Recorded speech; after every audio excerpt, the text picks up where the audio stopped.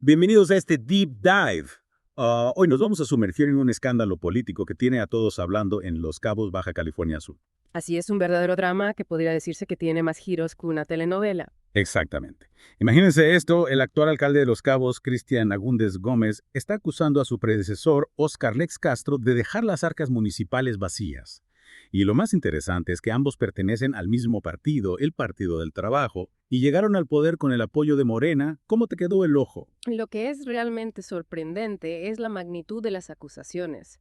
Agúndez Gómez afirma que el ex Castro dejó un déficit de 300 millones de pesos, lo que significa que el municipio no tiene recursos para pagar servicios básicos, nóminas, ni mucho menos para realizar obras públicas. ¿Y qué dice Lex Castro ante estas acusaciones? ¿Acaso se ha quedado callado? Para nada, Lex Castro ha negado rotundamente las acusaciones, asegurando que dejó un superávit de 1.270 millones de pesos al finalizar su mandato. Incluso ha utilizado sus redes sociales para publicar documentos que, según él, respaldan su versión. O sea que tenemos dos versiones completamente opuestas de la historia. Por un lado, el alcalde actual denunciando un desfalco millonario y por otro, el exalcalde asegurando que dejó las finanzas en orden. ¿A quién le creemos? Para agregarle más leña al fuego, la Fiscalía Estatal Anticorrupción, que es como el FBI mexicano, pero enfocado en casos de corrupción, ya está investigando al ex Castro.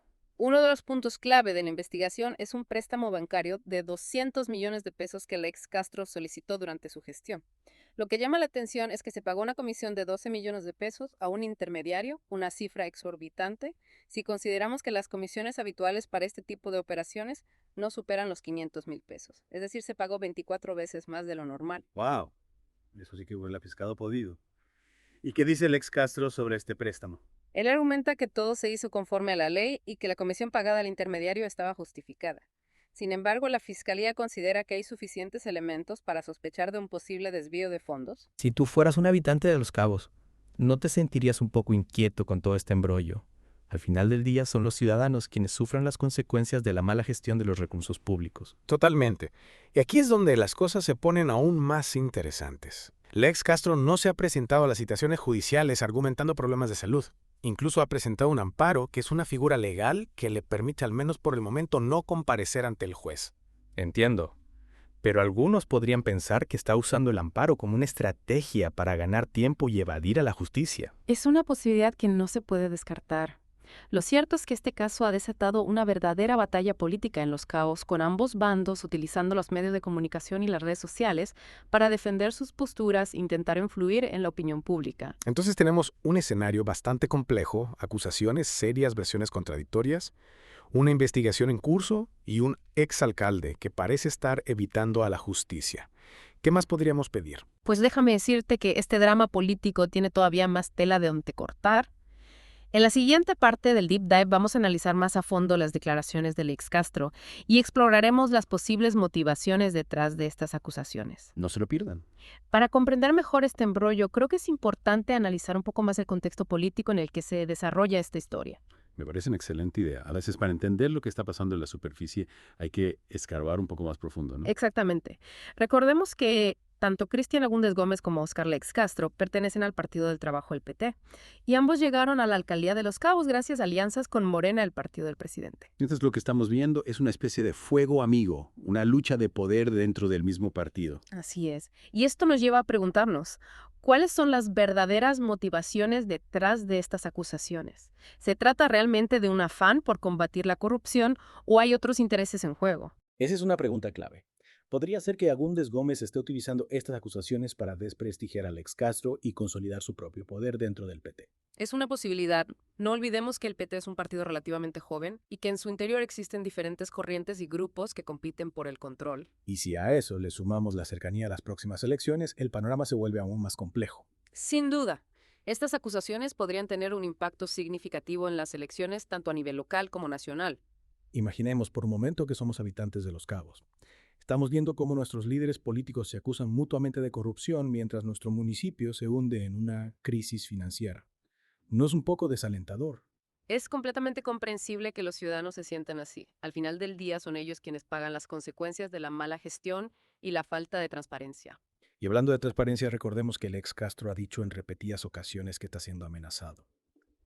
¿Se sabe algo más sobre estas amenazas? ¿Ha proporcionado algún detalle específico? Hasta el momento no ha dado nombres ni ha especificado la naturaleza de las amenazas. Podría ser que esté utilizando estas supuestas amenazas para victimizarse y desviar la atención de las acusaciones en su contra. Es otra posibilidad que debemos considerar. Sin embargo, también es importante recordar que en México la violencia y las amenazas contra políticos no son un tema nuevo. Es cierto, desafortunadamente en muchos casos estas amenazas son reales y tienen consecuencias graves. Exactamente. Por eso es fundamental que se investiguen a fondo las denuncias del ex Castro, sin prejuicios ni favoritismos. Si realmente está siendo amenazado, las autoridades deben brindarle la protección necesaria. Y mientras tanto, la Fiscalía Estatal Anticorrupción continúa con su investigación sobre el supuesto desfalco y el polémico préstamo bancario. Así es.